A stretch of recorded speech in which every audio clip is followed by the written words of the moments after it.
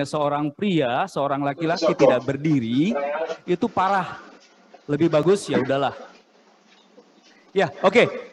Bapak Ibu, saya ingin menyapa dulu teman-teman yang hadir secara daring. Mas bisa ditampilkan. Kita bisa lihat ya ke orang. Jadi inilah foto potret Pranata Humas kita. Bagaimana kita bisa menyusun DUPAK? Daftar usulan penilaian angka kredit. Ya karena kalau kita lihat ya bisa saja mungkin HP-nya dinyalakan mengerjakan pekerjaan yang lain. Ya mungkin ibu-ibu ada yang masak, ya kan? Mungkin ada yang ke pasar, mungkin ada yang olahraga seperti itu. Ya, tapi ternyata ketika proses penilaian DUPAK atau ajuan harus dilakukan, baru japri saya. Kang Yayat, ini gimana ya cara ngajuin DUPAK? Loh, gimana mau ngajuin DUPAK? Terus saya tanya, pernah baca butir DUPAK nggak? Pernah, tapi saya nggak ngerti. Terus kemarin hadir nggak di acara Kominfo? Hadir, benar hadir. Ya seperti itulah. Tapi nggak apa-apa lah, ini kita hanya intermezzo saja. Jadi supaya kita bisa saling mengingatkan bahwa kita harus memiliki komitmen. Ya, oke. Terima kasih. Jadi kita sudah melihat, alhamdulillah total sudah lebih banyak ya yang bergabung. Baik, Bapak Ibu yang saya hormati, karena tadi saya sudah diminta oleh. Oke, jadi Bapak Ibu kita bisa lihat kalau di tahun sebelumnya hanya ada satu kategori lomba, yaitu Anugerah Humas.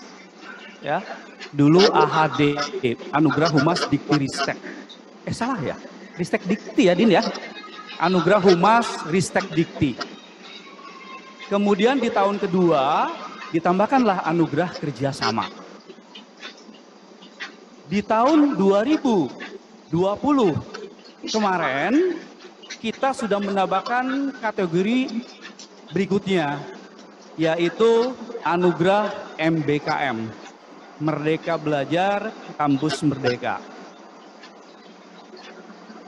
Ya, sekarang Bapak Ibu bisa lihat, tidak hanya Anugerah Humas, tidak hanya Anugerah Kerjasama, tapi ada anugerah baru yang berada pada satu kata, yaitu Anugerah Dikti Ristek. Jadi kami nanti akan menyampaikan semua program, semua kegiatan, prioritas, unggulan, dan strategis yang ada di direktorat. Yuk kita lihat sama-sama. Anugerah MBKM nanti dari Belmawa, Pembelajaran dan Kemahasiswaan. Masih yang tadi? Masih yang tadi. Kemudian kalau untuk di Setdijen, anugerahnya ada dua, yaitu Humas dan Kerjasama. Kemudian untuk direktorat baru, ya, jadi DRTPM, Riset, Teknologi, dan Pengabdian pada Masyarakat, nanti ada anugerah baru. Kemudian dari sumber daya, pasti kalau sumber daya akan berkaitan dengan pendidik dan tenaga kependidikan, dosen dan tenaga kependidikan. Terus ada kelembagaan, ini pasti berkaitan dengan bagaimana upaya misalnya LLI Dikti melakukan pendampingan perguruan tinggi swasta. Ini kan teman-teman ada dari LLI Dikti. Saya ingin sapa, coba dari LLI Dikti angkat tangan. Dari LLI Dikti. 1000, 2000, 3000, 4000, oh, banyak sekali. Berarti sisanya dari perguruan tinggi negeri ya. Oke, dan yang terakhir ada dari, itu sebetulnya sama ya. Jadi sebetulnya program MBKM itu ada dua. Kalau saat ini dikerjakan oleh tim PMO, Project Management Office ya, yang sekarang sudah berubah nama menjadi tim pelaksana program MBKM. Namun demikian, ini akan erat kaitannya dengan Belmawa. Oke, lanjut. Sekarang kita lihat kategori-kategorinya apa saja sebelum nanti kita ke humas. Jadi Bapak Ibu bisa lihat. Lanjut. Ya, yang tadi. Oke, sekarang tadi Mas Firman sudah menjelaskan AKD. Saya tidak akan bahas ya tentang AKD, tapi nanti saya akan bahas sedikit tentang AHD karena kemarin Mbak Vera sudah menyampaikan bagaimana tips ya, 5 tips to win apa? The award kayak gitu ya. Oke. Nah, kita juga sebetulnya ada punya juga kategori, tapi saya juga tidak akan bahas, yaitu AJM. Yaitu anugerah untuk teman-teman jurnalis dan media. Ini rutin. Dan hanya satu kategori yang kita berikan apresiasi berupa uang. Kenapa? Karena mereka adalah partner kita. Jadi kalau saya berikan uang ke teman-teman, kalau kami berikan uang ke teman-teman humas perguruan tinggi negeri, itu namanya jeruk makan jeruk. Ya kan? Seperti itu. Oke. Kita lihat di direktorat baru. Jadi nanti ada jurnal, publikasi, HKI, hak kekayaan intelektual, kemudian ada penelitian, ada pengabdian, kemudian di sumber daya nanti coba saya pesan ya. Nanti ada anugerah, ini masih ajuan juga, tapi besar kemungkinan akan oke. Academic Leaders, terus mahasiswa pasca sarjana berprestasi, kemudian di kelembagaan masih nunggu usulan, tapi tadi saya sudah sampaikan, kalau di kelembagaan pasti terkait dengan bagaimana misalnya upaya LE Dikti untuk memfasilitasi kelangsungan dan pengelolaan beberapa program di perguruan tinggi swasta. Terus untuk kelembagaan juga Belmawa sama ya, jadi Belmawa ada juga yang beberapa yang masih nunggu. Lanjut, slide berikutnya. Lanjut. Silakan bisa lihat sama-sama ya. Kalau saya baca, saya juga capek. Oke, yuk. Oke, kita pelan-pelan ya. Sumber daya bisa dilihat, silakan. Ini nanti slide kami sampaikan ke teman-teman ya. Oke, cukup ya? RTPM cukup ya? Nah, jadi silakan Bapak Ibu sudah bisa kira-kira misalnya Bapak Ibu sudah biasa berkecimpung dalam bidang jurnal, siap-siap dari sekarang. Oke, lanjut. RTPM sudah? Ya. Oke, kelembagaan seperti ini ya ajuannya. Coba lihat. Dari 1 sampai 8. Kan keren juga ini. Pengelolaan KNB terbaik. Tahu KNB? Satu program yang ada di kelembagaan. Program beasiswa yang negara berkembang. Ya, jadi kita berikan beasiswa untuk mahasiswa belajar di Indonesia, kelompok negara-negara berkembang. Terus pengelola mahasiswa asing terbaik, itu nanti ada kategorinya. Kemudian penggabungan perguruan tinggi swasta terbaik, kemudian kompetisi kampus merdeka dengan pengelolaan terbaik Liga 1, 2, dan 3. Cukup ya? Lanjut slide berikutnya. Ini adalah revisi usulan dari Direktorat Pembelajaran dan Kemahasiswaan. Jadi nanti ada pemilihan perguruan tinggi dengan mahasiswa terbanyak program pembelajaran di luar perguruan tinggi. Jadi sebetulnya rata-rata anugerah di sini ada yang kita lihat secara kuantitas, jumlah terbanyak mahasiswa, ada juga yang secara kualitas. Oke, lanjut saya pikir cukup. Slide berikutnya. Ya, oke, sekarang kita lihat sama-sama. Penyusunan pedoman sudah kami lakukan. Kemudian hari ini kita lakukan sosialisasi, ya, terutama untuk humas dan kerjasama. Penerimaan produk lomba nanti mulai September, jadi Bapak Ibu bisa prepare dari sekarang. Kemudian penetapan dan pengumuman pemenang Desember kalau jadi. Jadi kami ada 2 alternatif akan mengumumkan minggu pertama Desember atau minggu ketiga Januari. Kenapa kami tidak lakukan di akhir tahun? Karena kami paham anggaran apa? Sudah ditutup. Tapi kan tidak berlaku untuk para rektor. Kalau buat kita ya berlaku. sorry, anggaran sudah tutup, selesai, tutup buku, tutup kas. Tapi kan kalau itu nggak ada ceritanya. Mau tanggal 30 Desember juga beliau berangkat. Jadi alhamdulillah tahun kemarin di bulan Januari atau Februari, Mas Firman kemarin ya? Januari akhir di ruangan sini telah berkumpul sebanyak Januari ya, tahun 2022 kemarin telah berkumpul dari 75 rektor ya, sebetulnya ada satu lagi PTN baru, itu sekitar 59 rektor. Sisanya diwakili oleh wakil rektor. Nah, nanti untuk tahun ini kita akan berikan juara umum. Jadi untuk kategori PTNBH, untuk BLO, dan Satker. Oke, jadi nanti, masih ke yang tadi lagi, sorry. Sebelum nanti pengumuman, Bapak Ibu lihat bahwa kita ada penilaian tahap 1 Oktober. Jadi biasa kita terima laporan, ya, nanti detailnya kita akan bahas. Kemudian tahap 2, wawancara, sesi wawancara presentasi, yaitu di bulan November 2022. Saya pikir cukup untuk pengenalan secara umum anugerah Diktiristek. Sekarang kenapa para Pranata Humas gabung? Kredit. Jadi sebetulnya kami ini ada memiliki beberapa grup. Jadi grup Humas perguruan tinggi, kemudian Pranata Humas. Tapi saya sudah janji ke Mbak Dina ya, kami tidak akan kirimkan link presensi dan evaluasi di dalam grup itu. Karena kami paham, agak kurang fair juga kan orang yang nggak gabung tiba-tiba dapatkan link itu.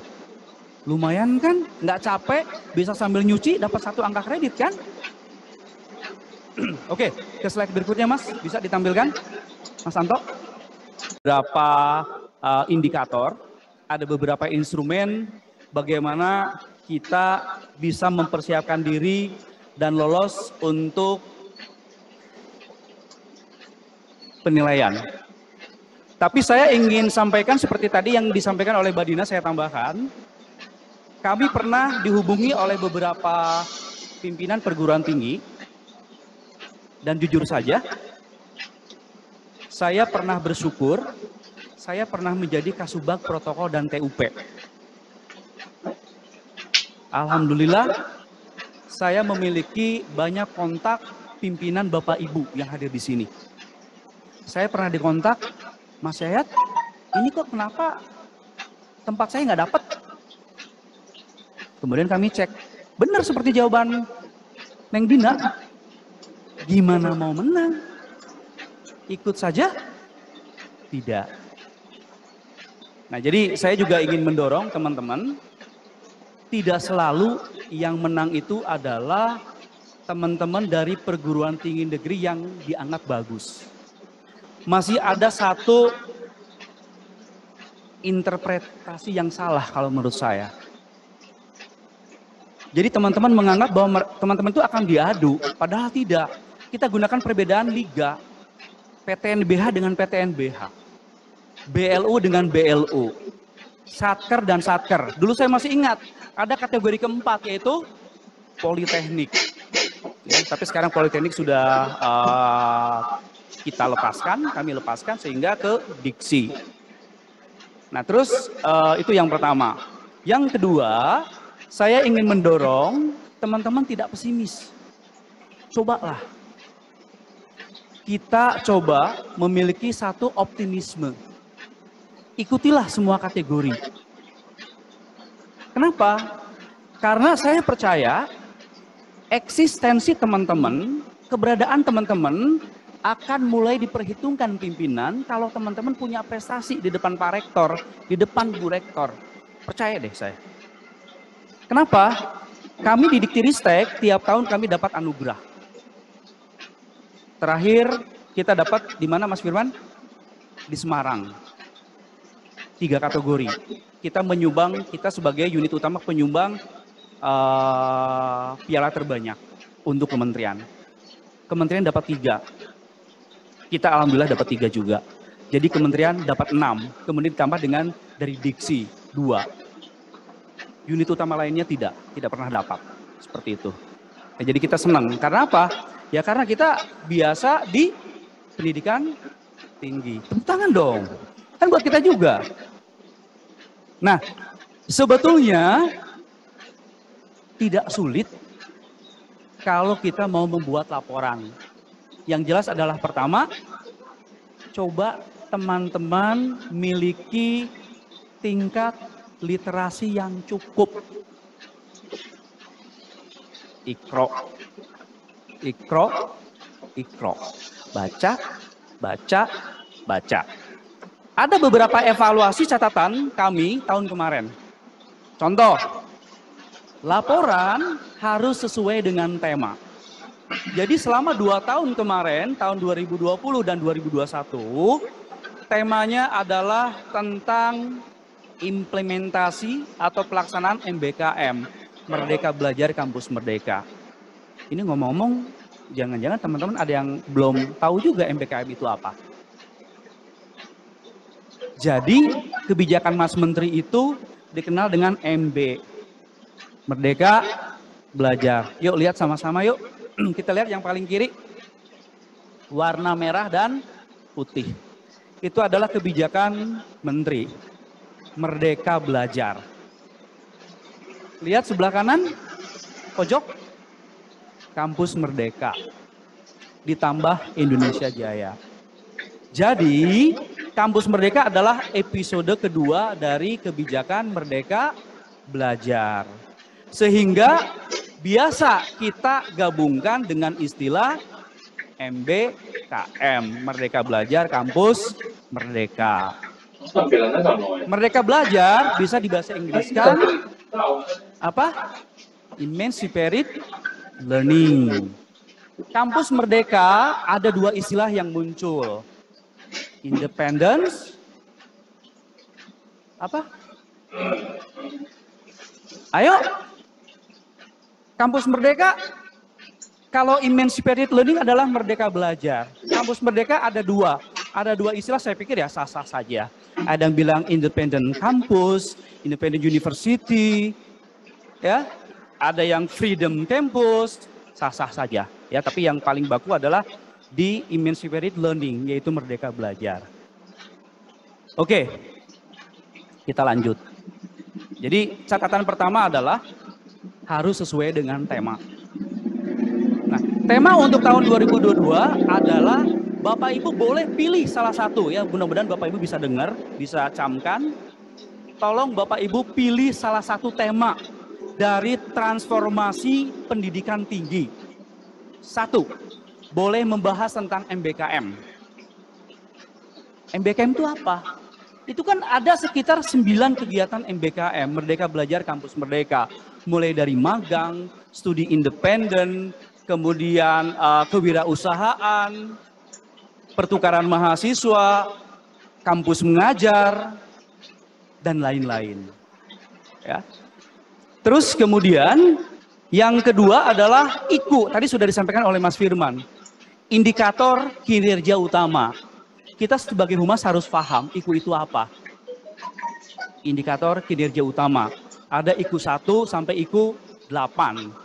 Ada 3 sasaran, yaitu untuk mahasiswa, kedua lulusan, dan dosen. Ya. Jadi sasarannya dibagi-bagi sehingga dalam pengelompokan itu kan jelas. Jadi mana yang sasaran misalnya diwakili oleh IKU berapa, dan IKU berapa. Kebetulan saya dengan Mas Firman ngawal IKU 6. Nah ini sudah ada bos saya di sini, Mas Pranova tadi kan sudah tampil kan. Jadi aplikasi IKU itu ada di Mas Pranova. Sebagai penguasa PD Dikti, sebagai penguasa 1 Dikti, sebagai penguasa Pindai. Jadi kalau butuh info tentang Pindai, 1 Dikti, PD Dikti, hubungi Mas Pranova. Ada masalah dengan data mahasiswa yang tidak ada, Mas Pranova. Data lulusan tidak tercantum, Mas Pranova. Data perguruan tinggi swasta yang dianggap apa? Yang pernah dibinasakan, maksud saya jadi tidak terdaftar karena ya kena sanksi, kemudian tidak memperbaiki diri, dihapus, Mas Pranova. Nah sekarang menarik dalam beberapa bulan ini mungkin ada satu kasus yang ramai juga kan. Antar dua pengacara. Siapa? Masih ingat? Saya ingin nanya. Ada yang mantau nggak isu ini? Ijazah palsu. Mengaku lulusan perguruan tinggi swasta. Satu perguruan tinggi swasta. Ibnu Khaldun. Ya. Rasman ya. Pak Rasman kalau nggak salah kan. Ngakunya lulus dari PTS ini. Tapi ternyata tidak lulus. Ya iyalah. Bang Hotman dilawan. Ya kan meskipun ya dua-duanya sama lah dari seberang. Ya rame. Jadi kalau orang Sumatera Utara berantem dengan Sumatera Utara rame. Ya. Oke. Itu. Jadi terus kemudian ada lagi nanti isu-isu. Kalau misalnya pemilihan kepala daerah. Anggota dewan. Biasanya calon itu nyari kelemahan. Bener nggak sih calon wali kota Pekanbaru misalnya lulusan dari perguruan tinggi ini. Nanti ngeceknya ke Mas Pranova. Ya. Oke.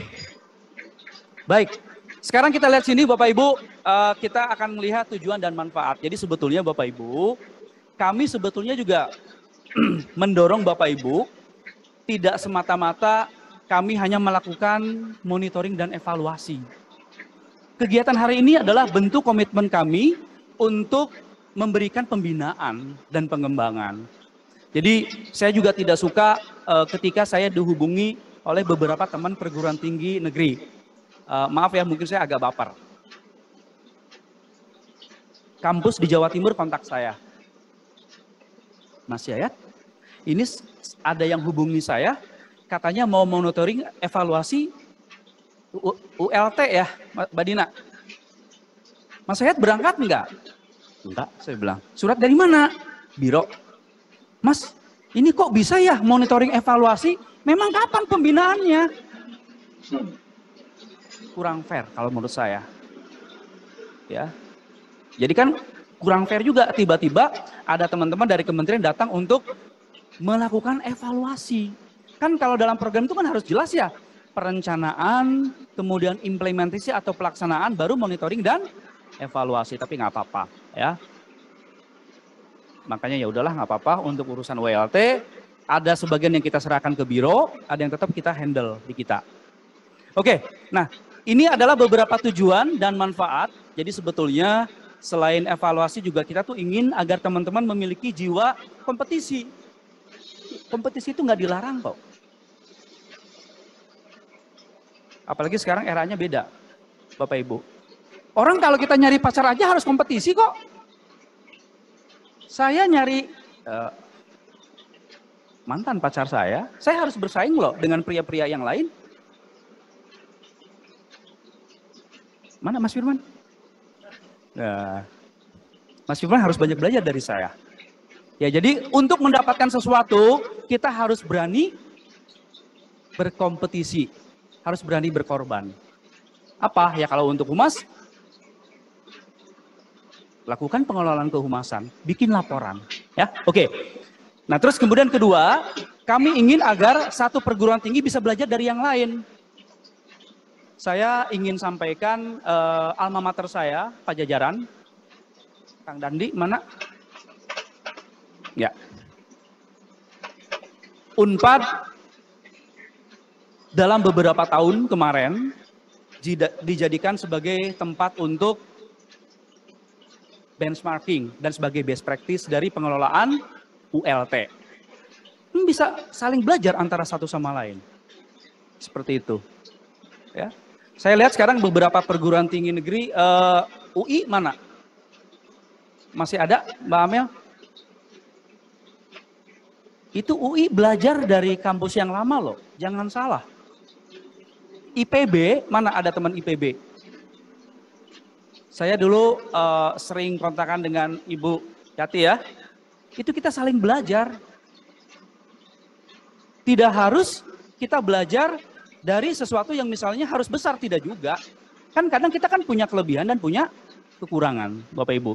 Oke, sekarang lanjut manfaat. Jelas kalau misalnya anugerah di sini Bapak Ibu bisa menang, ini kan sebagai media promosi, tentang kinerja Bapak Ibu untuk mengokohkan eksistensi Bapak Ibu. Ya, dan tentu saja untuk penguatan unit kehumasan Bapak Ibu. Saya percaya tidak semua humas itu memiliki anggaran yang bagus. Saya paham kok. Bapak Ibu tahu nggak kerjaan saya apa sekarang? Kalau fungsionalnya adalah Pernata Humas Ahli Madya. Bapak Ibu tahu nggak kalau gedung ini bocor, itu ke saya. Ada kemalingan motor, itu ke saya. Karena saya sebagai koordinator umum rumah tangga. Kebersihan, ketertiban, keindahan, keamanan. Satu lagi apa ya? Kebersihan, ketertiban, keindahan, keamanan. Ya, rumah tangga. Saya nggak dibayar kok. Ya alhamdulillah ikhlas lillahi ta'ala. Ya. Terus sekarang saya melakukan tusi kedua. Mas Firman. Kerjasama. Apakah bisa diajukan untuk Dupak? Hanya sebagian kecil yang bisa diajukan Bapak Ibu. Yaitu mengikuti rapat pimpinan 1. Kemudian membuat briefing note. Saya jadi ngajarin Pernata Humas ya. Mudah-mudahan teman-teman yang gabung secara daring dengar. Jadi ada butir mengikuti rapat pimpinan, membuat briefing note, kemudian mengisi materi. Alhamdulillah. Kenapa? Karena Dupak untuk Pernata Humas itu tidak hanya tentang kehumasan, tapi juga informasi. Jadi informasi itu umum. Makanya Bapak Ibu di sini jangan terlalu bingung kalau bikin Dupak, jangan melulu tentang kehumasan, jangan melulu tentang publikasi, jangan melulu tentang komunikasi publik. Tidak. Apa yang Bapak Ibu kerjakan itu bisa dicarikan maksudnya yang paling dekat. Ya seperti tadi yang saya sampaikan 3 butir tadi. Ya tapi jujur saja kalau Bapak Ibu misalnya menyampaikan dokumen kerjasama, MOU, ya nggak bisa lah karena itu bukan kehumasan Bapak Ibu. Ya tapi briefing note-nya bisa, rapatnya bisa, seperti itu. Ya, oke, lanjut slide berikutnya. Din berapa menit lagi? Kalau bicara suka nggak sadar ya? Ya, lagian saya kan memang berdirinya kuat saya. Dulu dari 5 menit, alhamdulillah jadi 10 menit. Latihan 15 menit, 20 menit. Kok yang cewek nggak ketawa sih? Nggak ngerti ya? Mas Firman, nggak ngerti aja. Oke, gimana Pak Kemal? Paham ya? Jangan, bentar lagi Bu Nada datang ya. Mas Surip juga tadi pesan ke saya. Kangen dengan Bu Nada. Bang Surip ya. Ini rata-rata teman-teman dari kawasan Sumatera kenapa ya? Suka yang montok-montok kayak gitu ya? Dengan satu Sumatera, Jawa ya, Jawa Timur. Bang? Kangen Bu Nada kan? Suka ngikuti TikToknya enggak?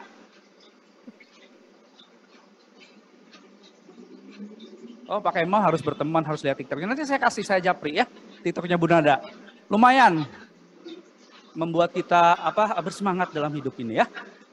Oke lanjut. Nah sekarang kita lihat sama-sama kategori humas apa saja. Pengelolaan laman. Nanti kita lihat kriteria dari versi kita. Apa yang dinilai. Kemudian kedua adalah pengelolaan siaran pers. Kalau tahun kemarin kita siaran pers dengan konversi pers digabung. Tahun ini tidak. Kenapa? Karena di masa pandemi 2020-2021 agak susah juga kita melakukan konversi pers. Padahal sebetulnya bisa dilakukan secara daring sebetulnya. Tapi ada esensi, ada rasa yang hilang. Kalau tidak bertemu dengan jurnalis media secara luring ya misalnya. Oke, kemudian yang kategori ketiga adalah pengelolaan media sosial. Saya tidak akan ulang karena ini sudah disampaikan oleh Mbak. Siapa? Masih ingat nggak kemarin? Juri Anugerah Humas. Mbak siapa coba? Mbak? Nama lengkapnya? Mbak Elvera. Mbak Vera. Jangan ketukar dengan satu lagi. Ya, oke. Nah, kategori keempat adalah majalah. Kategori berikutnya adalah insan humas terpopuler. Kategori berikutnya adalah pengelolaan pengaduan pelayanan publik melalui lapor. Mbak Dina adalah kami berikan gelar. Tahu nggak gelar Badina? Selain saya tadi sebut Nenggelis. Tahu nggak gelar Badina di Dikti? The Queen of ULT, Ratu ULT. Ratu ULT, Badina. Dan kita bersyukur ULT Dikti merupakan satu-satunya ULT yang ada di kementerian, di unit utama. Wah, nggak ada tepuk tangan. Bapak Ibu tahu nggak kenapa saya ngotot pertahankan ULT Dikti? Karena itu adalah miniatur bagi ULT yang ada di PTN dan LL Dikti. Kalau ULT Dikti sampai ditutup, sampai tidak ada, bagaimana teman-teman pengelola ULT di PTN bisa berdiskusi dengan kami? Diskusi mungkin boleh, tapi kan harus ada wujud. Jangan sampai misalnya diskusi saya berikan beberapa saran, tapi wujudnya nggak ada. Sama kalau misalnya saya bilang misalnya, dulu ke pacar saya cinta kamu. Kan harus ada jelas sesuatu yang diberikan dong. Saham, uang, rekening kan jelas dong. Jangan cuma aku cinta kamu. Basi. Makanya perempuan lebih pilih bunga bank ketimbang bunga asli. Perempuan bukan materai, bukan. Katanya realistis. Benar nggak? Benar ya? Oke, saya tahu dari pandangan matanya. Oke, kita lanjut. Nah, jadi kalau bicara tentang pengelolaan pengaduan pelayanan publik melalui aplikasi lapor, aplikasi yang dibuat oleh Kemenpan RB, kemudian dikawal oleh kantor staf presiden dan ombudsman, pasti juga kita berkaitan dengan ULT, pengelolaan unit pelayanan terpadu ULT. Dan kita punya ada satu kategori baru, yaitu video profil. Yuk kita bahas mana lomba-lomba yang ada juri eksternal. Nomor 1, pengelolaan laman. Itu ada juri eksternal dan internal. Kalau ada juri eksternal, pasti ada juri internal. Bos saya adalah Badina. Saya diperintah Badina loh jadi juri internal. Kang Yayat, saya tugaskan menjadi juri internal. Oke, tapi alhamdulillah saya punya Mas Dodi. Kalau saya lagi capek atau apa, Mas Dodi tolong dong nilai. Kalau kerjasama ada Mas Firman dan Mas Suryo. Ya, oke. Jadi yang ada juri eksternal adalah pengelolaan laman, pengelolaan siaran pers, dan pengelolaan media sosial. Majalah, instansi, itu kita sebetulnya ada juri, tapi jurinya bukan yang kemarin kami tampilkan. Ya, untuk majalah. Insan humas terpopuler, ada juri, tapi bukan yang kemarin. Nah, kalau pengelolaan pengaduan pelayanan publik melalui lapor, kami hanya narik data dari Kemenpan RB. Ya, jadi kami tidak melakukan apapun. Tapi untuk pengelolaan unit pelayanan terpadu ULT, kita meminta teman-teman untuk bikinkan laporan. Ini tolong, kalau misalnya laporan misalnya kita minta 5 halaman. Tolong jangan kirim 100 halaman ya. Jadi sekali lagi, apa yang perlu kita evaluasi tahun kemarin adalah beberapa PTN, banyak PTN, tema yang diangkat tidak nyambung. Tahu dari mana? Ketika kami buka laman teman-teman, kami lihat ada nggak sih MBKM? Nggak ada. Nggak ada. Jadi bagaimana cara nah ini mungkin saya gunakan contoh IPB. Ini selamat, IPB kemarin dengan UGM juara umum. Jumlah pialanya sama. Ya, dulu tahun sebelumnya sapu bersih untuk kategori BLU UB. Ya. UB untuk BLU tahun sebelumnya. Ya. Tapi kan ternyata ketika satu perguruan tinggi bisa sapu bersih 3 kategori, perguruan tinggi lain kan nggak diam. Dia juga belajar dengan cepat. Jadi ketika 1 tahun misalnya satu PTN menang kategori, belum tentu tahun depannya menang lagi. Kenapa? 1, jurinya berbeda, meskipun indikator dan beberapa mekanisme prosedur penilaian sama, jurinya beda, dan kemudian bisa jadi perguruan tinggi yang belum menang juga dia belajar dengan cepat. Seperti kemarin UPI kan sudah dapat seperti itu kan terbukti. Jadi bukan lu lagi nggak gitu. Seperti itu. Tapi saya juga agak sangat menyayangkan Karena nilai untuk Satker, PTN Satker masih terlalu jauh dengan BLU dan PTNBH. Saya buka kartu di sini. Misalnya nilai itu ya, misalnya kalau kita nilai dari 0 sampai 100. PTNBH untuk pengelolaan laman, untuk pengelolaan siaran pers dan medsos, itu nilainya rata-rata di atas 80. Juara 1, 2, 3. Bedanya terpaut cuma dikit. 87, 86. Kami juri pusing juga, debat. Ada yang misalnya juri, kayaknya PTNA ini lebih bagus. Karena dia melihat dari sisi lain. Ya, jadi boleh saja beberapa indikator kan bisa menjadi diberikan highlight. Di garis bawah, garis di bold. Kami juga debat. Harusnya A, ini harusnya B. Itu rapat sampai malam. Tapi alhamdulillah akhirnya selesai juga dengan cara konsensus ya, terutama tentu saja berdasarkan nilai seperti itu. Nah, jadi kalau misalnya PTNBH itu rata-rata di atas 80, BLU alhamdulillah sekitar 70-an. Satker di bawah 60 maksimal. Mbak Dina gitu ya. Jadi jompang jauh sekali, tapi nggak apa-apa. Karena kan kita tidak mungkin mengadu gajah dengan domba. Sapi dengan domba tuh enggak.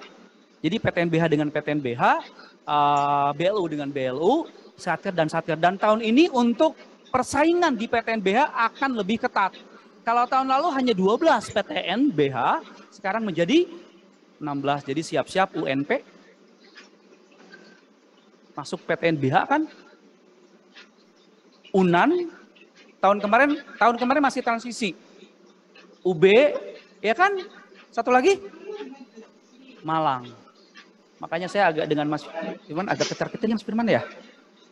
Dulu aja kami pernah sakit kepala dengan adanya hadirnya 11 PTNBH, 12 PTNBH. Karena biasanya juri yang paling, maaf ya. Ketika dalam sesi presentasi, itu biasanya juri-juri PTNBH itu yang tampilnya rektor. Contoh IPB. Rektor loh presentasi. Kalau Satker, kabaknya. Kadang staff. Nah sekarang saya lempar lagi. Komitmen pimpinan PTN Satker, saya jadi bingung ya. Tolong ya Bapak Ibu yang berasal dari PTN Satker disampaikan. Kenapa? Karena komitmen pimpinan ketika sesi presentasi itu mendapatkan bobot. Ya. Jadi sudah yang presentasinya rektor atau wakil rektor, begitu jelas, komprehensif, dari awal sampai akhir, sesuai dengan waktu. Terus kemudian diadu dengan, maaf ya, saya tidak bermaksud untuk merendahkan, koordinator. Saya juga koordinator. Itu kan mereka tahu ketika mereka masuk Zoom itu kan mereka lihat. Meskipun akhirnya mereka keluar. IPB rektor. Kemudian satu ada juga sih sebetulnya nggak semua juga. Ada PTNBH yang memang mungkin rektornya nggak ada, wakil rektornya nggak ada, kepala bironya nggak ada. Mungkin karena sibuk jadi komisaris seperti itu mungkin. Ya, sibuk. Sorry ya untuk alma mater saya. Tapi kan memang udah kadung viral juga, mau diapain lagi. Everybody knows, seperti itu. Dan jarang sekali beliau hadir di acara kementerian. Sibuk ya, Mas Firman? Masih komisaris nggak sih? Udah enggak ya? Udah enggak ya? Oke, lanjut. Jadi itu Bapak Ibu, nah sekarang ada kategori baru adalah video profil. Tolong Bapak Ibu siapkan video profil. Ini adalah tentang layanan yang bisa Bapak Ibu tonjolkan di perguruan tinggi Bapak Ibu. Video profil. Misalnya tentang kegiatan humas, ya, tentang kemahasiswaan, penerimaan mahasiswa baru. Viral kemarin Untirta ya. Ya, oke. Jadi mudah-mudahan saya juga pesan juga ini agak sedikit pesan sponsor. Saya dihubungi oleh tim SKM. Tolong perguruan tinggi negeri hati-hati, tolong kawal dalam penerimaan mahasiswa baru. Ospek-ospekan yang sekiranya akan timbul masalah seperti kemarin teman kita di Untirta, tolong dihindari. Karena ujung-ujungnya yang dikejar tidak hanya tempat Bapak Ibu, tapi kementerian. Tapi sebetulnya untuk Prahum lumayan kan Bapak Ibu? bisa buat analisis publik ya, atau isu publik kan lumayan kan? Coba dengar nggak teman-teman Prahom butirnya? Oke, lanjut. Silakan Mas. Ada slide berikutnya. Ya, tadi saya sudah sampaikan. Jadi temanya satu IKU ya. Kemudian MBKM, matching fund. Kalau Bapak Ibu agak sedikit kurang paham tentang matching fund, jangan pilih kalau menurut saya. Jadi matching fund adalah upaya kami untuk bisa mematchingkan, mematchingkan itu? Mengawinkan, memberikan wadah agar ada kolaborasi dan sinergi antara para peneliti, dosen. Jadi kalau agak berat matching fund ke daerah, kami berikan pendanaan di mana ketika ada satu proposal yang diajukan dengan sekian anggaran, ajuan anggaran, misal 1 miliar, Dikti berikan anggaran tambahan 1 miliar, itu matching fund ke daerah, ya ada aplikasinya. Lanjut, ini adalah tema. Nah, tadi kategori peserta saya sudah bahas ya, PTNBH dengan PTNBH, kemudian BLU, Satker, LL Dikti, tentu saja dengan LL Dikti. Dan ada tambahan untuk PTS, khusus untuk perguruan tinggi swasta, khusus kategori media sosial. Ini saya ingin dorong teman-teman LL Dikti, coba mungkin bisa dari sekarang, supaya eksistensi teman-teman di LL Dikti bisa lebih bagus lagi. Sampaikan nanti ke teman-teman perguruan tinggi swasta, ya, bahwa akan ada lomba. Jadi silakan bisa mulai dari sekarang. Dari 15 LL Dikti tahun kemarin, yang ngirimkan nggak nyampe setengahnya ya Mbak Dina untuk PTS. Lagi-lagi yang ngirimkan adalah LL Dikti wilayah 4. LL Dikti wilayah 3. 4 Jawa Barat ya, 3 Jakarta. Yang diajukan ya gajah-gajah. Mas Ben masih ingat? BINUS. Siapa sih yang nggak kenal BINUS? Itu ya, tapi kan bukan berarti BINUS akan juara, enggak juga. Jadi tolong nanti untuk LLDT yang ada di tempat lain ya. Jadi bisa disampaikan bahwa akan ada kompetisi lomba media sosial PTS. Lanjut. Nah, sekarang kita lihat ketentuan mekanisme lomba. Sudah ada Kang Ocim. Nanti Kang Ocim yang akan melanjutkan saya, Kang Ocim. Ya. Jadi nanti pertama penilaian dilakukan oleh tim juri independen, 4 orang juri eksternal. 5 menit lagi saya, atau 10 menit. Ada 4 juri eksternal, ada 1 juri internal. Sehingga 5. Kenapa harus ganjil? Karena kalau nilainya sama di genap, kalau ganjil kan agak lebih gampang untuk tidak mendapatkan nilai yang sama kalau ganjil. Kemudian nanti Bapak Ibu membuat akun ya. Coba saya tanya, siapa yang belum punya akun tahun kemarin? Yang tidak punya akun di laman Anugerah Humas tahun kemarin? Yang tidak punya akun? Nah, yang tidak punya akun nanti kontak Mbak Dina ya, Ratu ULT. Ya, dan Mas Ocim. Nanti sepertinya akun yang lama bisa tetap digunakan ya Mas Ocim. Nanti Mas Ocim dijelaskan ya. Oke, lanjut. Ada seleksi tahap 1 tadi saya sudah jelaskan ya. Ada seleksi tahap 2. Kemudian bobot. Lihat Bapak Ibu ada bobot nilai. Jadi untuk seleksi atau penilaian tahap 1 bobotnya adalah 60%. Ya, kemudian tahap 2 40%. Kenapa? Karena kami memandang tahap presentasi cukup krusial juga, cukup penting juga, sehingga diberikan bobot 40%. Jadi kalau misalnya Bapak Ibu hadir masuk 5 besar, tidak hadir di dalam presentasi, meskipun sebelumnya peringkatnya paling tinggi, mungkin bisa tidak masuk 3 besar seperti itu. Ya, oke. Lanjut. Ya, tadi sudah disampaikan. Lanjut. Sudah. Masih ada lagi enggak? Ya, ini penutup. Dokumen yang masuk ke panitia menjadi hak panitia, keputusan juri tidak dapat diganggu gugat, pastikan kelengkapan pengisian data. Bapak Ibu, sebelum saya akhiri, saya lanjutkan ke Mas Ocim. Saya ingin menyampaikan sesuatu.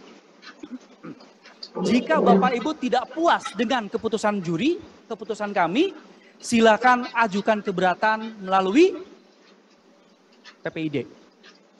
Silakan. Tapi tolong Bapak Ibu jangan minta nilai punya orang lain. Ya nggak fair dong. Kan keterbukaan informasi publik itu kan jelas.